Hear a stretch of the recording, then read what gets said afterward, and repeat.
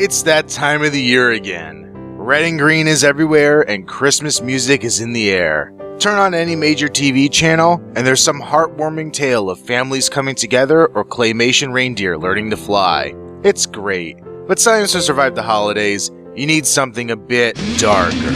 So, as a man who wants to hold on to Halloween just as long as the rest of the world seems to want their Christmas decorations up, I present to you the Outside the Box Reviews 12 Horror Films of Christmas. We're going to go chronologically, starting with the 70s and going to modern day. Number 12, Silent Night, Bloody Night. We're starting with an obscure one, and the one that made me realize this couldn't be a best of list. Bloody Night tells the tale of a small Massachusetts town, loomed over by an ominous mansion. The mansion's former owner, Wilfred Butler, had set himself on fire and died in 1929, and now his grandson is selling the house to the town.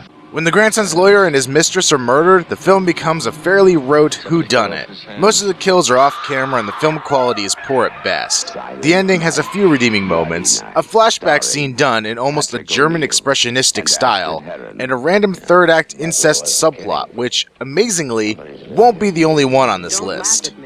Number 11, Black Christmas. Next we're looking at the classic Christmas film by director Bob Clark. Nope, not A Christmas Story. I'm talking about his other holiday flick, Black Christmas. Truly a prototype of the slasher genre, this film features an unseen killer stalking a sorority house over Christmas break. The numerous shots from the killer's point of view may have been an influence on John Carpenter's Halloween. There are some great shots and plenty of fun to be had, as well as a few faces horror fans will recognize, like Olivia Hussey, John Saxon, and Margot Kidder. Number 10, Christmas Evil. Next, we have the heartwarming tale of Harry. Harry loves Santa. He even works at a toy factory, just like his idol. He also watches the neighborhood children, keeping a list on which ones are naughty and which ones are nice. Okay, this is starting to get a bit weird. But it's not Harry's fault he's messed up. When he was a kid, he saw Santa get into third base with Mommy. When Harry's real life pushes him over the edge right before Christmas, he snaps and decides he really is Santa. The idea of a man dressing as Saint Nick and going out and acting like him has been seen in tons of Christmas films, but here we get a Santa that gives off a strong to catch a predator vibe and isn't afraid to kill the naughty adults who put him down. The movie pretty much looks like it was filmed on a potato, and tries to maintain a realistic feel right up until the end where, well, I'm still not sure what happens there. Number 9. Gremlins. My childhood introduction to Christmas horror films, Gremlins is a classic movie to me. One of the 3 movies that spawned from Steven Spielberg's planned sequel to Close Encounters of the Third Kind, the other 2 being E.T. and Poltergeist. This Joe Dante film has the trademark Spielberg heart and the trademark Joe Dante creatures. When Billy's dad brings him home a furry critter called a Mogwai for Christmas, they are given 3 rules. Avoid bright lights, avoid water, and never feed it after midnight. When Billy gets the Mogwai, now named Gizmo, wet, several more Mogwai spawn rapidly from him, and when these new Mogwai eat after midnight, they become these small, scaly terrors known as Gremlins. This film also includes the most legendarily bad monologue in all of horror cinema. Phoebe Cates described how she found out Santa wasn't real. Well, a good thing he isn't, because I think that bit of acting could have killed. Number 8, Silent Night, Deadly Night, Part 2. Yeah, Part 2. Why? Because everything you ever need to see from Part 1 is right here.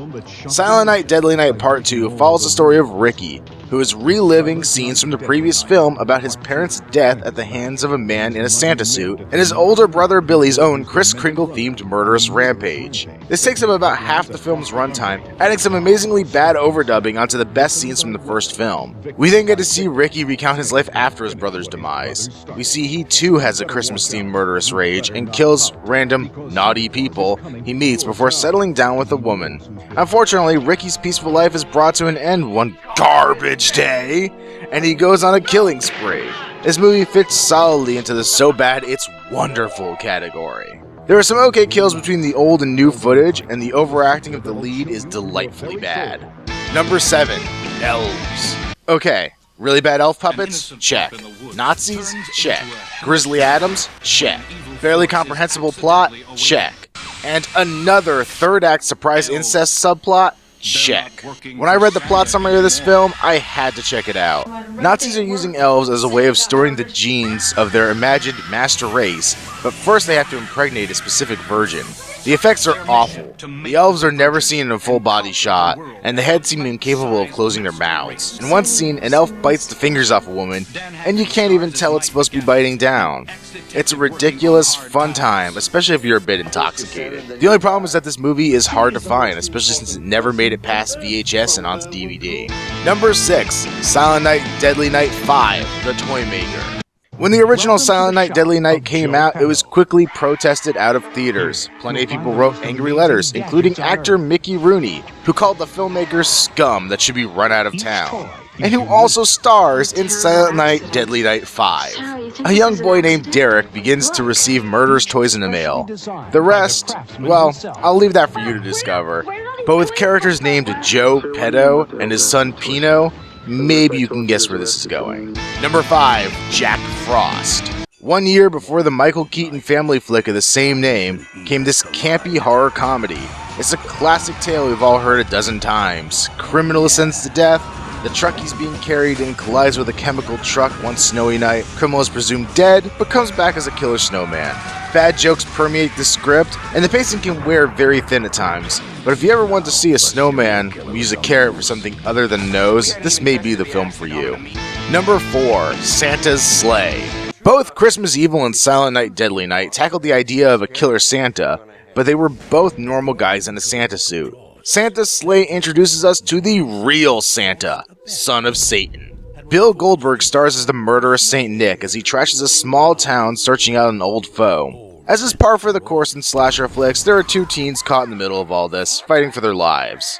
On my first watching the film, I felt it came off a bit flat, but upon rewatching, I found it much more comedically enjoyable. There's even a claymation flashback to Santa's origin story, done in the style of classic Christmas specials like Rudolph the Red-Nosed Reindeer. Number 3. Dead Snow. Here's where I cheated a little bit on this list. Dead Snow is an awesome winter-themed horror movie, but it's not specifically a Christmas movie. But I started watching Silent Night, Zombie Night to see if it was worth adding to this list, and it was pretty much impossible for me to get into. Dead Snow is basically a Norwegian tribute to the Evil Dead movies. A group of friends go to a remote cabin on a snowy mountain where they're attacked by Nazi zombies. Yep, for the second time on this list, we have 1940s German soldiers behind the evil, but here we get some great gory kills. There's also a scene that takes place in an outhouse that is an amazing WTF moment. Number 4. Sint. While Santa's Sleigh went for their own demented take on Santa, Dutch film Sint, or Saint, really goes back to the roots of the character. Sint tells the story of Saint Nicholas, who was a demented bishop burned to death by a mob on the 5th of December, 1492. Now, every December 5th that coincides with a full moon, the demonic ghost Santa returns to murder and kidnap. When I saw the director of this film was Dick Moss, I assumed it was a pun and not a real name, but no, it's just a coincidence. The film has some decent action, but I think to really get the most from Sint, you need to be more familiar with the St. Nicholas Eve celebration from the Netherlands than I am. Number 1. Rare Exports. Rare Exports is a Finnish Christmas film that really doesn't exist as firmly in the horror genre as most of the rest on this list. It begins creepy, with an archaeological dig unearthing a sacred grave with a still living occupant. Reindeer herded by the protagonist begin to die, and an old, silent, white-bearded, naked man is captured. Once again, we have a film exploring the origins of the Santa character, but this one, despite some scary moments, almost goes for a more heartwarming feeling at the end, almost emulating a Spielberg film in some respects. So that wraps up my list of Christmas horror movies. I know there are plenty more out there, and probably even some better ones, but hopefully this list will help you find something to watch this holiday season that is just as violent and bloody as your average Black Friday shopper. And before I go, I just have 2 last items to comment on. First off, no matter how many lists I see it put on, Child's Play is not a Christmas movie. Andy gets Chucky for his birthday, not Christmas, and if there's any mention of Christmas in the film, it's minimal. Secondly, because it's not worth giving it its own video, once you're done with your Christmas horror watching, ring in the new year with New Year's Evil. Not a great film, but it gets love from me just for the killer's voice. I'm going to commit murder at midnight. Call me evil.